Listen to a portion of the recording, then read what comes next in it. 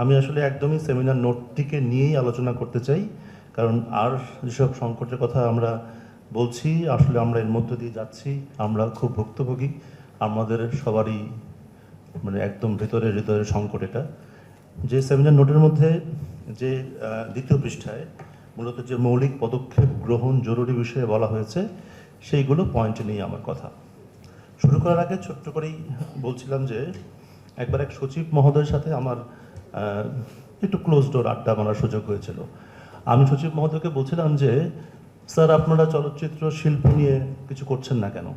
আমাদের তো অনেক সংকট আছে, সমস্যা আছে, তো আপনি তো সংস্কৃতি মানা মানুষ। উনি আমাকে হয়তোবা অফিস ওপেন আওয়ারে বলতেন না, কিন্তু ক্লোজ ডোরে বললেন যে সত্যি আমরা কিছু করতে চাই, দুটো সমস্যা হয়। এক হয় আপনারা সিনেমাওয়ালা, আমাদেরকে সিনেমাওয়ালা বললেন, আপনারা সিনেমাওয়ালারা কি চান আমরা ঠিক স্পষ্ট করে বুঝতে পারি না। আপনাদের চাওয়াগুলোর মধ্যে পূরণে আমাদের কি করা উচিত, আমার স্টেকটা কি, আমার কাজটা কি, এটা আমি বুঝতে পারি না। আর দ্বিতীয় সমস্যা হচ্ছে আপনারা একটা ফোরামের সিনেমাওয়ালারা যা চান, আরেকটা ফোরামে যখন আমরা যাই তারা একদম বিপরীতটা চান। আমরা খুব কনফিউজড হয়ে যাই যে সবাই তো সিনেমারই মানুষ, চাওয়াটা তো একই হওয়া উচিত, চাওয়াটা কেন ডিফারেন্ট হয়। তো আমি আজকে একটু কল্পনার আশ্রয় নিয়ে ধরে নিই আমি বাদশাহ হারুনুর রশিদ। আমাকে সরকার থেকে বলা হয়েছে যে চলচ্চিত্র বিষয়টিকে তুমি সমাধান করো এবং তোমার সাথে সরকার আছে এবং অন্যান্য বিনিয়োগকারীরাও আছে। তো সেই ক্ষেত্রে আমি যখন এই পদক্ষেপগুলো পাবো, সেখানে আমার কি কি প্রশ্ন আসতে পারে সেই প্রশ্নগুলোকে নিয়ে আমি একটু কথা বলতে চাই, যাতে আমরা পরবর্তীতে যখন আমাদের দাবিগুলোকে জানাবো যেন আমরা আরেকটু স্পেসিফিক করে বলতে পারি যে আসলে এক্স্যাক্টলি কোন ফোরামের কাছে, কোন স্টেক হোল্ডারের কাছে আমাদের কোনটা চাওয়া। যেমন আমরা প্রথম দাবিতে বলেছি যে বিনিয়োগের নিরাপত্তা, একটি শক্তিশালী চলচ্চিত্র নীতি যেখানে বিনিয়োগের নিরাপত্তা থাকবে। এই বিনিয়োগের নিরাপত্তার ক্ষেত্রে আসলে সরকার থেকে কি করবে? এক্স্যাক্টলি বিনিয়োগের নিরাপত্তা একটা অনেক বড় শব্দ, যে শব্দের মধ্যে প্রয়োজনীয় পদক্ষেপগুলো কি।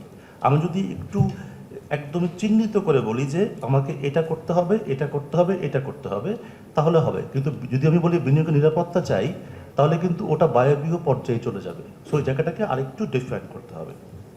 দ্বিতীয় জায়গা বলা হয়েছে যে সারা দেশে আধুনিক এবং দর্শক বান্ধব প্রেক্ষাগৃহ নির্মাণ করতে হবে। প্রশ্ন হচ্ছে কে করবে? এটা কি সরকার করবে নাকি কোনো ব্যক্তি মালিকানাধীন করবে? যে করবে তার ব্যবসায়িক গ্যারান্টি কি? যদি সরকার করে তো সরকারের এটা কি সরকারের একটা এমন খাত হবে যেখান থেকে এটা একটা প্রণোদনামূলক খাত, নাকি সত্যি দর্শক সিনেমা হলে আসবে, টিকিট কাটবে, দেখবে, তার যে ব্যবসায়িক গ্যারান্টিটা, তার নিশ্চয়তার কি হবে? সে কিভাবে কন্টেন্টগুলো পাবে, কি মানে পাবে, কিভাবে পাবে, এই বিষয়টা স্পষ্ট করে বলতে হবে। পুরনো হলগুলো সংস্কারের কথা বলা হচ্ছে। এই হলগুলো সংস্কারের ক্ষেত্রে সরকারের সরাসরি অংশগ্রহণটা কি হতে পারে? এই হলগুলো সংস্কারের ক্ষেত্রে যে টাকাটা প্রয়োজন পড়বে, ক্যাশ, এই ক্যাশটা দেবে কে? হল মালিকগুলোর কাছে সেই অবস্থা আছে কি যে তারা আসলে এখন টাকা দিয়ে হল সংস্কার করতে পারে? বা সেই ক্ষেত্রে যে তারা ব্যাংক লোন নিবে, আমরা জানি যে গতবার চলচ্চিত্র সিনেমা হলের জন্য অনেক ব্যাংক লোনের ব্যবস্থা করা হয়েছিল, অনেকে সেই লোন নেয়নি এই কারণে যে এই লোনটা শোধ করাটা মুশকিল হয়ে যাবে, একসময় একটা দায় হয়ে পড়বে। তো এই জায়গাটাতেও উল্লেখ করতে হবে। এখানে আসলে আমি মনে করি অনেকগুলো পেশাজীবী মানুষ আছে, তো তারা আসলে বিনিয়োগের নিরাপত্তার জায়গাটা তার জায়গা থেকে খুব ভালো বুঝবেন। একজন প্রডিউসার বিনিয়োগের নিরাপত্তাটা ভালো বুঝবেন, আমি বুঝবো না। আমার প্ল্যান হবে প্রডিউসার টাকা খরচ করে ভালো সিনেমা বানানোর, কিন্তু বিনিয়োগের নিরাপত্তাটা তাকে বুঝতে হয়, সুতরাং তিনি বলবেন। তো আমরা যদি আমাদের দাবি দাবাগুলোর ক্ষেত্রে যারা এখানে বিভিন্ন সেক্টরের মানুষ আছেন, তারা যদি একটু পয়েন্ট আউট করে আমাদের চাওয়াগুলো বলি, আসলে আমার এই কথা বলার উদ্দেশ্য হচ্ছে যে এই দাবি দাবাগুলোর ক্ষেত্রে যদি আমরা খুবই পয়েন্ট আউট করে আমাদের বিষয়গুলো বলি। যেমন আমি খুব দ্রুত শেষ করে ফেলছি, এখানে একটা জায়গা আসছে যে চলচ্চিত্র ইনস্টিটিউট তৈরি এবং আন্তর্জাতিক সহযোগিতার মাধ্যমে নতুন প্রজন্মের নির্মাতা কলাকুশলীদের দক্ষ করে তোলা। এটা একটা প্রচণ্ড গুরুত্বপূর্ণ বিষয়। এখন এটি কি আমরা সরকারি উদ্যোগে চাই? নাকি এটা আমরা ব্যক্তি মালিকানা উদ্যোগে চাই? সরকারি উদ্যোগে যে প্রতিষ্ঠানগুলো হয় সেগুলো একটু বেহাল অবস্থা থেকে যায়, সেক্ষেত্রে ব্যক্তি মালিকানাধীন হলে পরে সেরকম মূলত কার্যকরী হয়, নাকি আমরা দুটোই চাই? ব্যক্তি মালিকানাধীন প্রতিষ্ঠান করার ক্ষেত্রে সরকারি প্রণোদনা বা উদ্যোগগুলো কি হতে পারে সেটা বিষয়েও একটা আমাদের একটা এই লেখায় একটা ধারণা আমাদের আজকের এই ফোরাম থেকে বেরিয়ে এসে তৈরি করতে হবে। আধুনিক প্রযুক্তি ব্যবহার নিশ্চিত করতে হবে, এইটা আসলে কে করবে?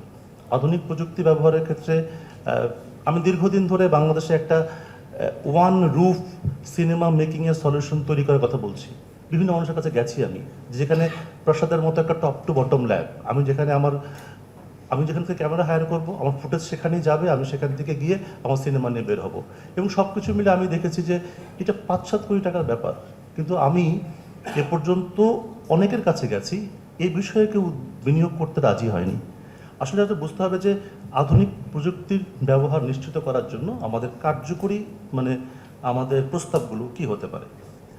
এবং এখানে একটা বিষয় আছে যে বিপণন ও বিতরণ ব্যবস্থাকে আধুনিক করতে হবে, এবং বলা আছে যে এই ব্যাপারটাকে আধুনিক করাটার ক্ষেত্রে আসলে তো অনেকগুলো স্টেক জড়িত, এখানে পরিবেশক জড়িত, প্রদর্শক জড়িত, প্রযোজক জড়িত, সিনেমা হল মালিক জড়িত, সবাই মিলে এটা সমন্বয়ের করার দায়িত্বটা আসলে কে নেবে? সরকারের পক্ষ থেকে যদি আমার কিছু করতে চাইতে হয় তাহলে আমরা আসলে কি করব? এখানে বৈশ্বিক বাজারে আমাদের চলচ্চিত্রকে প্রবেশের কৌশল গ্রহণ করতে হবে। এই ক্ষেত্রে আসলে বাধাটা কি? আমরা কেন বৈশ্বিক বাজারে প্রবেশ করতে পারছি না?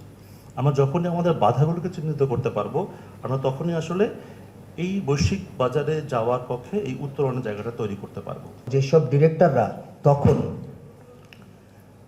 ছবি বানাতেন তাদের একটা কমিটমেন্ট ছিল যে সিনেমা সুপারহিট করতে হবে, ব্যবসা করতে হবে, পাশাপাশি আমার সিনেমার দ্বারা যেন আমার প্রজন্মের কোনো ক্ষতি না হয়, আমার সিনেমাটা যেন সব শ্রেণীর মানুষ একসাথে বসে, সব বয়সের মানুষ একসাথে বসে দেখতে পারে, আমার সিনেমার কোনো সংলাপ যেন সমাজে কারো ক্ষতিগ্রস্ত না করে, আমার ছোট ছোট ছেলে মেয়েদেরকে যেন উচ্ছন্নে চলে না যায়, এমন কিছু আমি করব না। এছাড়াও সেই সময়ের পরিচালকদের সঙ্গে যাদের সঙ্গে মিশেছি দেখেছি যে তারা শুধু চলচ্চিত্র না, তারা চলচ্চিত্র নির্মাণের পাশাপাশি সব বিষয়ে তারা জানতেন এবং পড়াশোনা করতেন। তারা দর্শন বিষয়ে জানতেন, তারা যুক্তিবিদ্যা জানতেন, তারা সমাজবিজ্ঞান জানতেন, হ্যাঁ, তারা রাজনীতি জানতেন, তারা অর্থনীতি বিষয়ে পড়াশোনা করতেন, জানতেন। তো সেই সব জানার কারণে শিবাসন একটা কথা বলে গেছে যে রাজ্জাক ভাই, সোহেল রানা এবং আলমগীর ভাই, ববিতা আপা, এইসব কবরী আপা বড় বড় শিল্পী তাদের অধীনে কাজ করেছে, হ্যাঁ, বড় বড় তারকা নিজের গুণে তৈরি হয়েছে, কিন্তু তারা শিক্ষকও পেয়েছিলেন ওই রকম। অশ্লীলতার এই যে অনুপ্রবেশ ঘটেছে 90-এর দশকে, অবক্ষয়ের সূচনা, অশ্লীলতার আগে আর একটা জিনিস ঢুকেছিল, সবচেয়ে বড় ক্যান্সার সেটা। এইখানে একজন মানুষ বসে আছেন, আমাদের খসরু ভাই, জীবন বাজি রেখে যুদ্ধ করেছেন পাইরেসির বিরুদ্ধে। আজকে 2 কোটি 3 কোটি টাকা দিয়ে একটা বিরাট ছবি বানিয়েছে, কালকেই ভিসিআরে ক্যাসেট বেরিয়ে যাচ্ছে এবং সারা দেশের মানুষ ঘরে বসে ছবিটা দেখতেছে। ওইটার বিরুদ্ধে সংগ্রাম করতে গিয়ে বহু জীবনের ঝুঁকি নিতে হয়েছে। খসরু ভাই নিজে তার সাক্ষী, তো নিজে দৌড়েছেন, নিজে ঝুঁকি নিয়েছেন, তার সাথে আরও অনেকেই ছিলেন। তো ওইটার কারণে কিন্তু অশ্লীলতা ঢুকেছে, যে ভালো ছবি কপি হয়ে যায়, খারাপ ছবি কপি হয় না, ওইটা ঘরে বসে কেউ দেখে না। তো তারপরে ঢুকছে অশ্লীলতা। আমরা কি চাই, কিভাবে চাই, একেবারে পরিপূর্ণভাবে লিখিত আকারে এবং ডিজিটাল ফরম্যাটে ভিডিও আকারে আমরা যদি বিষয়টা উপস্থাপন করতে পারি যে আমরা কি চাই, হ্যাঁ, তাইলে তাদের কাছে বিষয়টা বুঝতে সুবিধা হয় এবং সরকারের পক্ষেও আমাদের পক্ষে কাজ করার সুবিধা হয়। এই প্রসঙ্গে আমি শুধু একটা কথা বলে রাখি, প্রযোজক সমিতি দীর্ঘদিন আসলে কার্যকর ছিল না, এখনও নাই, প্রশাসক বসে আছেন। এত বড় একটি সংগঠন যদি তার নির্বাচিত নেতাদের হাতে না থাকে, সংগঠনটা শক্তি তো কাজ করতে পারে না। তো আমি সাবেক সভাপতি খসরু ভাইকে অনুরোধ করব যে আপনি পরিচালক সমিতির নেতাদেরকে নিয়ে একটা ছোট্ট কমিটি করেন, যে কমিটি উদ্যোগ নেবে এই চলচ্চিত্রের এই অবস্থা থেকে ঘুরে দাঁড়ানোর জন্য, এবং তাদেরকে ওই যে ঘরের খেয়ে বনের মোষ তাড়ানোর মতো নিজের ব্যক্তিগত লাভের চিন্তা বাদ দিয়ে তাদেরকে একদম লেগে থাকতে হবে 5টা বছর, এইরকম একটা কমিটি তৈরি করেন। আর পাশাপাশি আজকে আমি একটা ইনফরমেশন দিই আপনাদেরকে যে চলচ্চিত্রের সার্বিক উন্নয়নের জন্য এবং কি আমরা চাই, কিভাবে চাই, এবং এইটা সরকারকে মুগ্ধ করবে কিনা কিংবা সরকার এগিয়ে আসবে কিনা, আমাদের চলচ্চিত্রের সত্যিকারের মঙ্গল হবে কিনা, এমন একটি প্রজেক্ট আমরা রেডি করেছিলাম। আমাদের চলচ্চিত্র পরিচালক সমিতির সভাপতি সেক্রেটারির নির্দেশেই আমি গত টার্মে আমাকে আহ্বায়ক করা হয়েছিল, আমরা একটা রূপরেখা দাঁড় করিয়েছিলাম। তো খসরু ভাই আপনার নেতৃত্বে এবং আমাদের চলচ্চিত্র পরিচালক সমিতির সভাপতির নেতৃত্বে ওই কমিটির কাছে আমি সেই প্রপোজালটা উপস্থাপন করতে চাই। যদি আপনারা মনে করেন যে হ্যাঁ ইটস এ গুড প্রপোজাল এবং এটা চলচ্চিত্রের অবস্থাকে পরিবর্তন করতে পারে, তাহলে সেইটাকে একদম সুচারুরূপে এবং লিখিত আকারে আমরা এবং ভিডিও করে সেটাকে আমরা উপস্থাপন করব সরকার এবং উচ্চতর মহলে।